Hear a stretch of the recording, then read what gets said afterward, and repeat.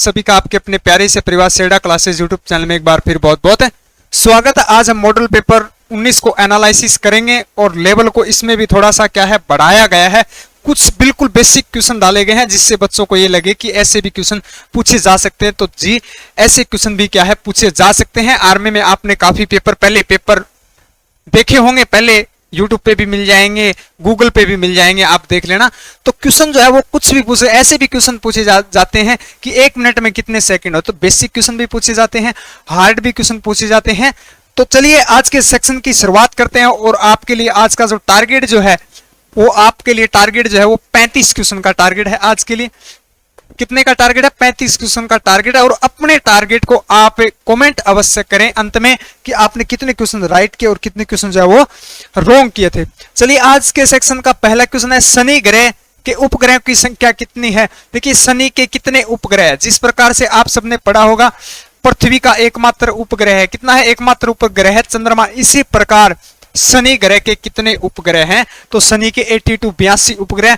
और इसके साथ साथ यह भी ध्यान रखें सर्वाधिक उपग्रहों वाला ग्रह किसके हैं? तो शनि के हैं, आपको याद रखना है। न्यूनतम और कम पूछा जाए तो याद रखें न्यूनतम यानी कि एकमात्र ऐसे ग्रह हैं जिनका कोई अपना उपग्रह नहीं है। पहला जो है वो बुध ग्रह है और दूसरा जो है शुक्र और बुध ऐसे ग्रह हैं जिनका अपना एक भी उपग्रह नहीं है। तो न्यूनतम में आप कह सकते हैं, कम में पूछा जाए बिना उपग्रह वाले ग्रह, ऐसे क्वेश्चन पूछा जाता है। और सर्वाधिक किसके हैं? तो शनि ग्रह के हैं। और पृथ्वी का आप सबको पता है एकमात्र ग्रह कौन सा है? चंद्रमा। ये भी याद रखना है। विश्व की सबसे लंबी नदी किस महाद्वीप में बहती है? तो आप सबको पता है विश्व की सबसे लंबी नदी कौन सी है? नील नदी। कौन सी है?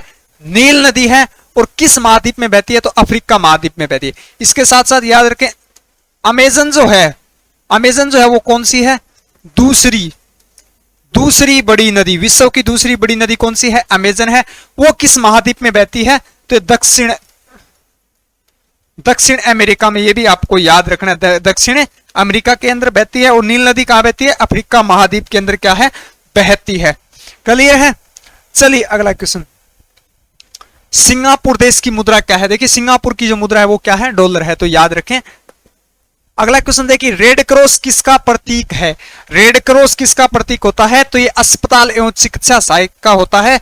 कभी कभी हमने देखा होगा रेड क्रॉस जो होता है वो प्लस का जो निशान होता है वो होता है एम्बुलेंस के पीछे भी होता है। तो ये किसका होता है? बी ऑप्शन राइट हो जाएगा, अस्पताल एवं चिकित्सा सहायता का होता है। संस्कृति और सभ्यता का जो होता है वो क्या होता है? कमल का फूल। ये भी आपको याद रखना है। शांति का प्रतीक कौन सा होता है?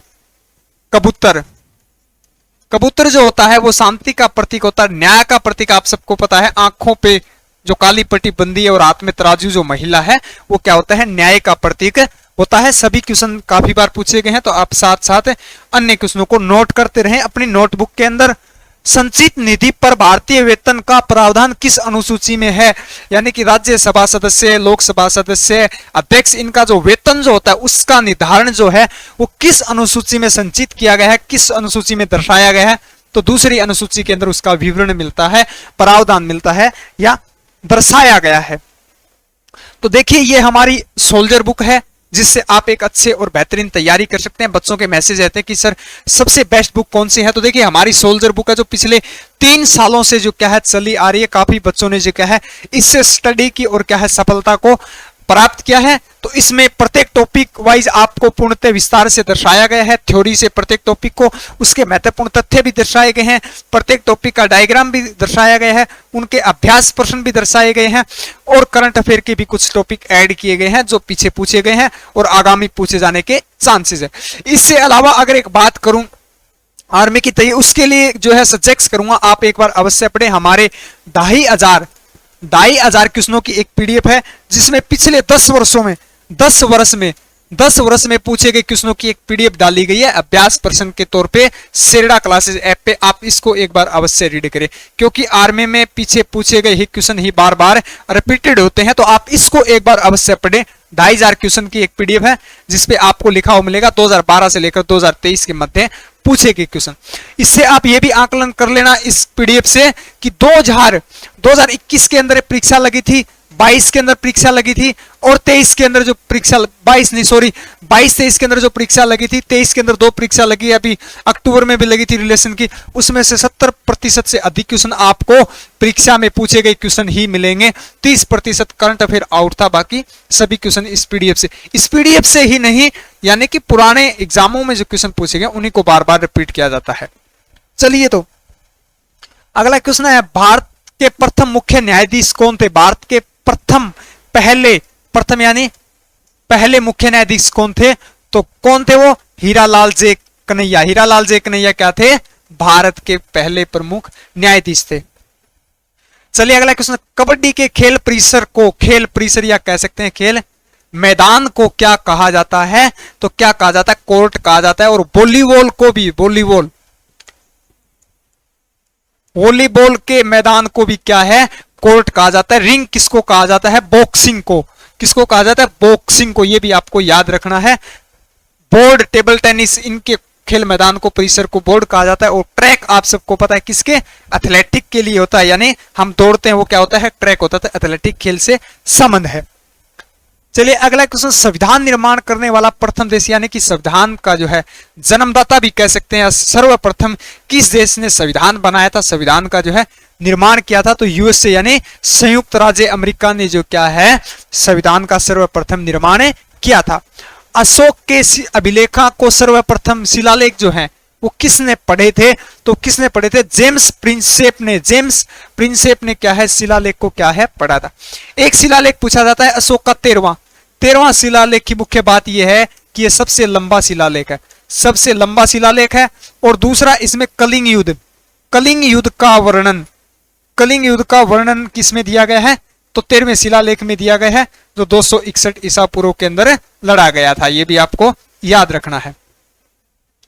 चलिए नेक्स्ट क्वेश्चन, विजयनगर साम्राज्य की राजधानी थी। विजयनगर एक शहर था जिसकी शहर की स्थापना काफी बार पूछी जाती है, स्थापना। तो विजयनगर शहर की स्थापना किसने की थी? हरिहर बुक्का 2 चचेरे भाई थे, जिन्होंने क्या है विजयनगर साम्राज्य यानी शहर या साम्राज्य की क्या है स्थापना की थी। और इसकी राजधानी कहां है? इसकी राजधानी कहां है? एमपी, कर्नाटक के अंदर। हो सकता है राज्य भी पूछा जाए तो याद रखना एमपी कहां है? कर्नाटक के अंदर है। अगला क्वेश्चन देखिए, 1857 की क्रांति का प्रमुख चिन्ह क्या था? इसको क्या है? सैनिक विद्रोह।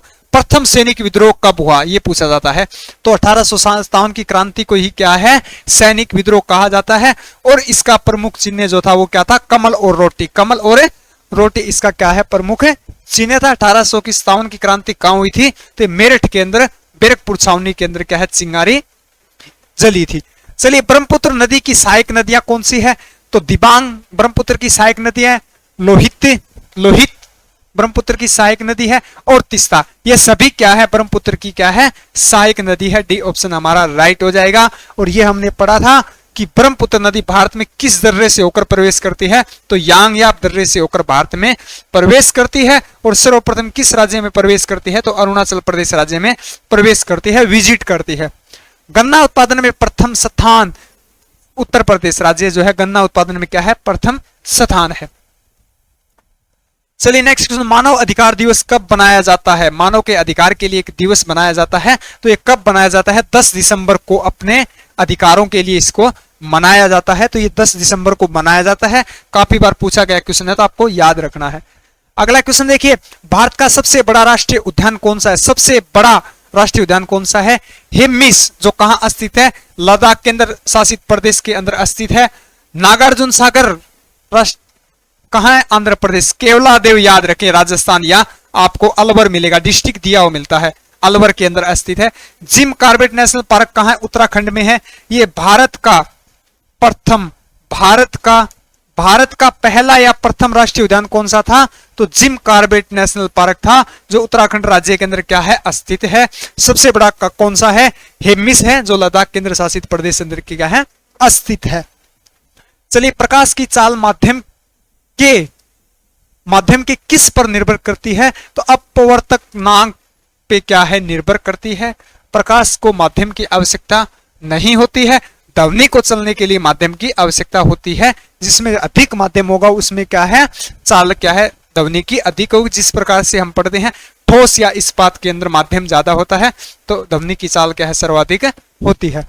दो रंगों को मिलाने पर यदि श्वेत रंग प्राप्त होता है तो दोनों रंग होंगे, उस रंगों को क्या कहा जाता है, तो उसको पूरक रंग कहा जाता है। समझेंगे, देखिए एक प्राथमिक रंग पढ़ा था हमने, लाल हरा नीला, सॉरी लाल हरा नीला। देखिए ये तीनों दो दो रंग मिलाएंगे, दो दो रंग एक मिलाने से क्या बनता है, द्वितीयक रंग बनता है। दो रंग जैसे लाल और हरे को मिलाएंगे तो कौन सा बनेगा, द्वितीयक रंग बनेगा। हरे नीले को बनाएंगे तो यानी कि उसको द्वितीयक रंग बोला जाता है। और दो रंग ऐसे सभी 7 रंगों में कि जिन रंगों को मिलाने पर क्या है, श्वेत रंग या श्वेत प्रकाश दिखाई दे तो उसको पूरक रंग कहते हैं। क्या कहते हैं, पूरक रंग कहते हैं उसको। अगला क्वेश्चन है कि विद्युत बल्ब का तंतु किसका बना होता है। तंतु जो होता है जो चमक, जिसके कारण बल्ब जो है चमकीला दिखाई देता है, जिसके कारण प्रकाश होता है, उसको क्या है, तंतु बोलते हैं। और ये टंगस्टन धातु का बना होता है। टंगस्टन धातु सर्वाधिक कहां होती है, तो राजस्थान के अंदर होती है। ये भी आपको क्या है, याद रखना है, काफी बार पूछा गया क्वेश्चन है। चलिए अगला क्वेश्चन, रेडियो का आविष्कार किसने किया था। रेडियोधर्मी का आविष्कार किसने किया था, तो मार्कोनी द्वारा क्या है, रेडियो का क्या है, आविष्कार किया गया था। और जेम्स वाट द्वारा आप सबने पढ़ा था, किसका आविष्कार किया था, किसका किया था, भाप का इंजन या वाष्प इंजन का क्या है, इन्होंने आविष्कार किया था। ब्रोकली में कौन सा अम्ल पाया जाता है, तो ब्रोकली जो है एक क्या है, ब्रोकली एक सब्जी है जो हरे रंग की जो गोभी जो होती है उसको ब्रोकली बोला जाता है। ब्रोकली एक क्या है, सब्जी है। तो कौन सा अम्ल पाया जाता है, तो एस्कार्बिक अम्ल पाया जाता है। और आंवले में भी कौन सा पाया जाता है, आंवला, तो उसमें भी क्या है, एस्कार्बिक क्या है, एसिड या अम्ल पाया जाता है। निम्न में से कौन सा खनिज पदार्थ दूध में पाया जाता है, खनिज पदार्थ या प्रोटीन। प्रोटीन, दो क्वेश्चन पूछे जाते हैं। तो खनिज पदार्थ जो पाया जाता है वो कैल्शियम पाया जाता है, और प्रोटीन की अगर बात की जाए तो कैसिन पाया जाता है। दोनों ही क्वेश्चन 17 अप्रैल की परीक्षा में क्या है, पूछे गए थे। ऑनलाइन परीक्षा में दोनों क्वेश्चन पूछे गए हैं, तो आपको याद रखना है।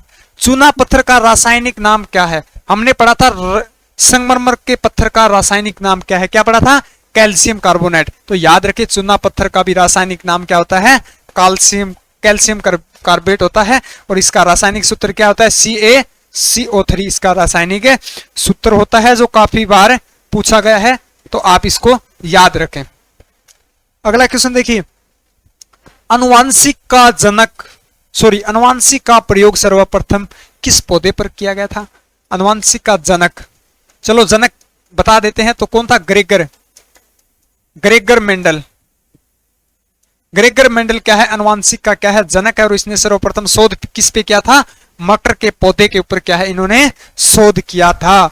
कॉकरोच के हृदय में कितने कक्ष होते हैं, हृदय में कितने भाग होते हैं, ये हमने पढ़ा था कि कॉकरोच के हृदय में सर्वाधिक, 17 अप्रैल को पूछा गया क्वेश्चन है, सर्वाधिक क्या है, इसमें कक्ष पाए जाते हैं। कितने पाए जाते हैं, 13 कक्ष पाए जाते हैं। और मानव का भी पूछा जाता है, तो मानव में कितने होते हैं, 4 कक्ष होते हैं।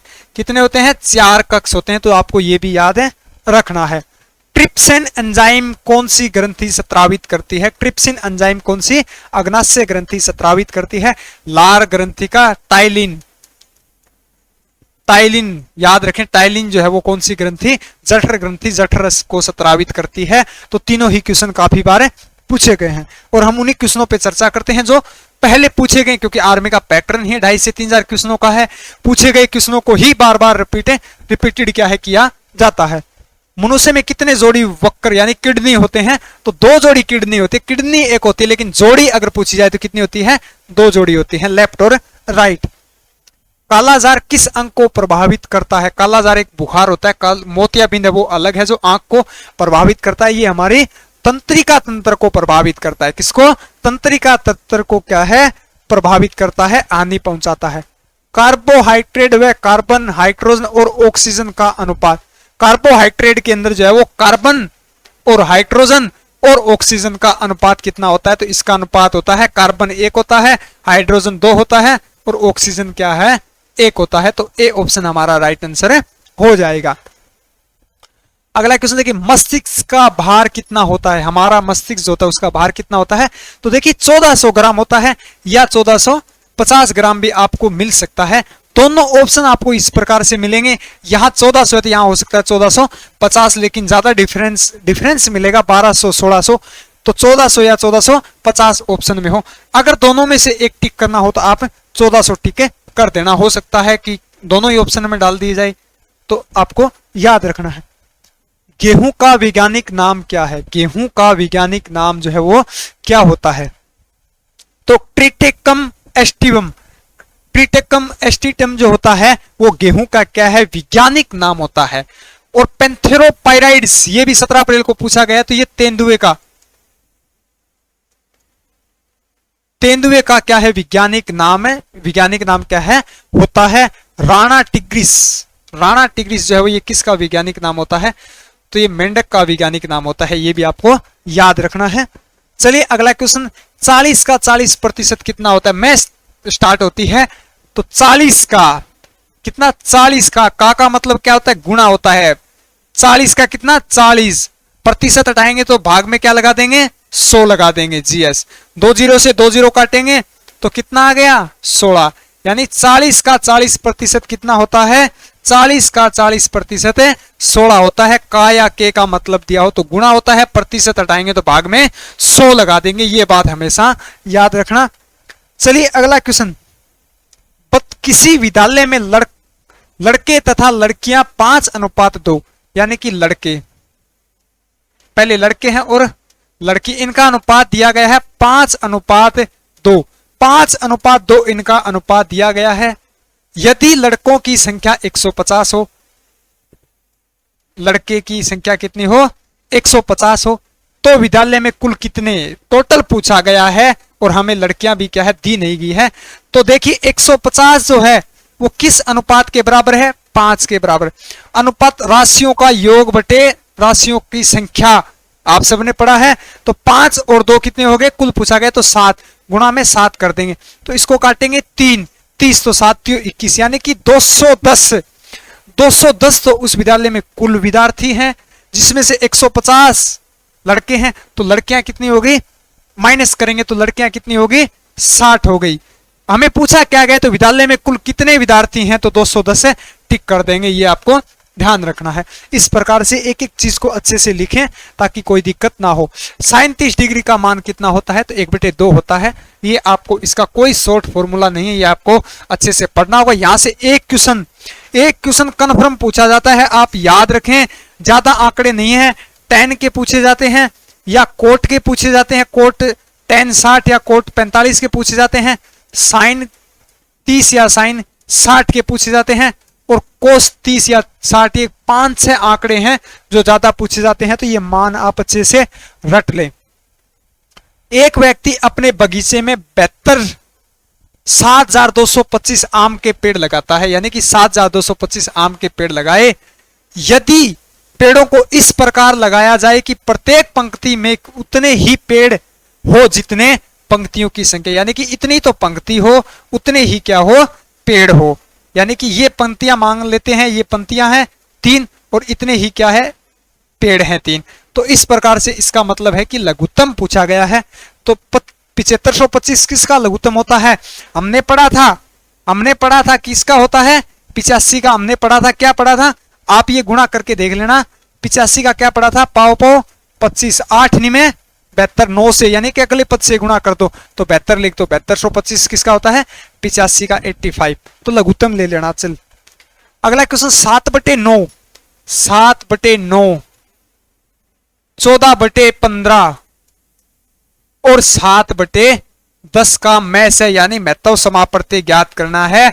और महत्व समापत्ति ज्ञात करने के लिए नीचे का जो हर होता है उसकी क्या करते हैं? हम लघुत्तम लेते हैं। क्या करते हैं? लघुत्तम। तो इनका लघुत्तम कितना होगा? इनका लघुत्तम हो जाएगा 90। कौन सा हो जाएगा? 90। 90 से सभी संख्याओं को क्या है? विभाजित कर सकते हैं। क्लियर है? तो लघुत्तम आ गया हमारा 90। अब ऊपर की संख्या का मैस है का, यानी कि एक ऐसी संख्या जो सभी से भाग हो। तो 14 सभी से भाग हो रही है? नहीं। 7 सभी से हो रही है जी। 7 एकम, 7 दूनी 7 एकम, तो हम ऊपर लिख देंगे क्या है 7, तो 7/90 हमारा क्या है इस संख्या का मैस है, यानी महत्व समापवर्ती आ जाएगा। तो डी ऑप्शन हमारा राइट है। याद रखें नीचे की संख्या का क्या लेना है, हमने लघुत्तम लेना है, और ऊपर की संख्या का क्या है महत्व समापवर्ती लेना है, मैस निकालना है। किसी संख्या को 32 से भाग देने पर 29 शेष बचते हैं, तो उसी संख्या को 7 से भाग देने पर क्या संख्या शेष बचेगी। देखिए इस लाइन का कोई मैटर नहीं है, सिर्फ यहां से क्वेश्चन स्टार्ट होता है। 29 शेष बचते हैं तो बताओ उसी संख्या को, यानी 29 को 7 से भाग देंगे, 29 को तो शेषफल क्या रहेगा 700 के कितने होते हैं 28, शेषफल क्या है हमारा शेष क्या है 1 हमारा आंसर हो जाएगा। तो ए ऑप्शन हमारा राइट आंसर हो जाएगा। यदि मूलधन 400 रुपए, दर 12% और समय 3 वर्ष हो तो साधारण ब्याज का। तो ऐसे ऐसे छोटे छोटे क्वेश्चन पूछे गए थे अब 17 अप्रैल की परीक्षा में, और साधारण ब्याज से हमें मूलधन भी दिया हुआ था, दर भी दिया हुआ था और समय भी दिया हुआ था। तो आप सबको पता ही है 400 रुपए दिए हुए हैं, दर 3 वर्ष और बटे 100, यानी कि मूलधन इंटू दर इंटू समय बटे 100। तो 2 0 से 2 0 काट देंगे तो 12 कितना हो गया, ये हो गया 12 तियो 24, 12 तियो 36, 12 चौके 48, कितना हो गया 48 हो गया हमारा। 12% दिया उन्हें 48, फिर 3 से गुणा करेंगे 8 तियो 24 हासिल 2, 4 तियो 12, 12 और 2 14, 48 तियो कितना होता है 144। तो ऑप्शन में नहीं है, तो 144 हमारा क्या है 144। हो सकता है क्वेश्चन में 450 हो या 400 लिख दिया हो, तो ऑप्शन में मिस्टेक हो जाते हैं। तो 144 क्या इसका साधारण ब्याज हो जाएगा।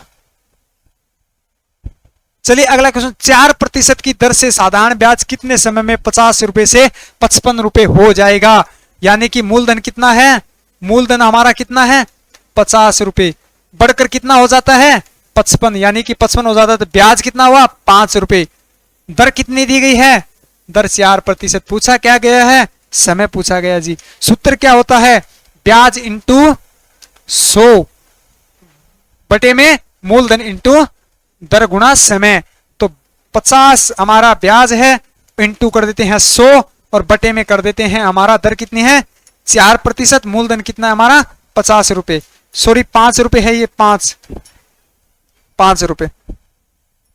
क्लियर है। तो इसको काटेंगे 1 0 से 1 0 काटेंगे, 5 से 5 काटेंगे।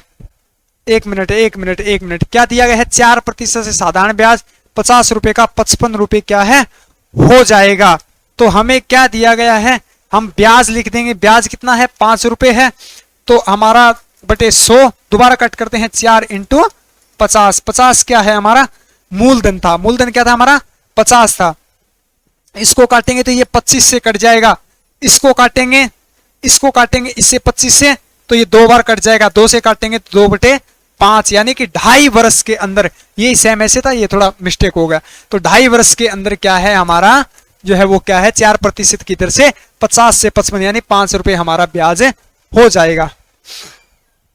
एक कार 54 किलोमीटर प्रति घंटे की चाल से जा रही है, तो कार की चाल प्रति सेकंड में ज्ञात करो, मीटर प्रति सेकंड में। तो 54 मीटर प्रति सेकंड में करने के लिए 5/18 से करते हैं, और किलोमीटर में 18/5 से। तो 18 तियो 36, 18 तियो 54, तो वो आ जाएगी 15 मीटर प्रति सेकंड। देखिए कौन सा ऑप्शन हो गया, बी ऑप्शन। ये याद रखना है, किलोमीटर में पूछा जाए, ऐसे क्वेश्चन पूछे गए 72 की पूछी गई थी, तो ऐसे क्वेश्चन पूछे जाते हैं। छोटे छोटे क्वेश्चन को आप अच्छे से क्या है तैयारी करते रहें, पढ़ते रहें, क्वेश्चन को इग्नोर न करें। चलिए अगला क्वेश्चन, बेलन का आयतन होता है, तो बेलन का आयतन क्या होता है pi r square h. B option हमारा राइट हो जाएगा। इसलिए हम सूत्र से भी एक क्वेश्चन कंफर्म पूछा जाता है सूत्र से, इसलिए हम हमारी प्रत्येक जो क्लास होती है मॉडल टेस्ट की उसमें इंक्लूड करते हैं, ताकि आपको क्या है आसानी हो सूत्र को याद करने में। 4096 का वर्गमूल ज्ञात करो। 4096 किसका वर्ग होता है, तो किसका होता है 64 इंटू 64 हमारा कितना वर्ग होता है 4096 है। आप क्या है इसको गुणा करके देख लेना। एक बिंदु से बने सभी कोणों का योग होता है। एक कोई बिंदु है, इससे कितने डिग्री का कोण बन सकता है, तो इससे जो है वो 360 डिग्री का क्या है कोण बन सकता है, कितना 360 डिग्री का। तो डी ऑप्शन हमारा राइट आंसर हो जाएगा। जैसे रेखा पर अगर पूछा जाए तो इस पे 180 डिग्री का ही बनता है, 180 का। बिंदु जो होता है, ये बिंदु है, चाप नहीं लगाते प्रकाश से, इस बिंदु से तो 360 डिग्री का कोण क्या है, बनता है। 200 एवं 300 के मध्य कितनी संख्याएं होगी जो 13 से विभाजित होगी? हमने पढ़ा था कि 1 से 300 तक पहले भाग दे के देख लेना, फिर जो बच गई वो माइनस कर देना। 13 दूनी 26, बच के 4 0, 13 तियो 39, यानी कि 23 संख्याएं हैं। कितनी है? 23 संख्याएं हैं। फिर 200 से पूछा गया है तो फिर ये 200 तक की निकाल लेंगे।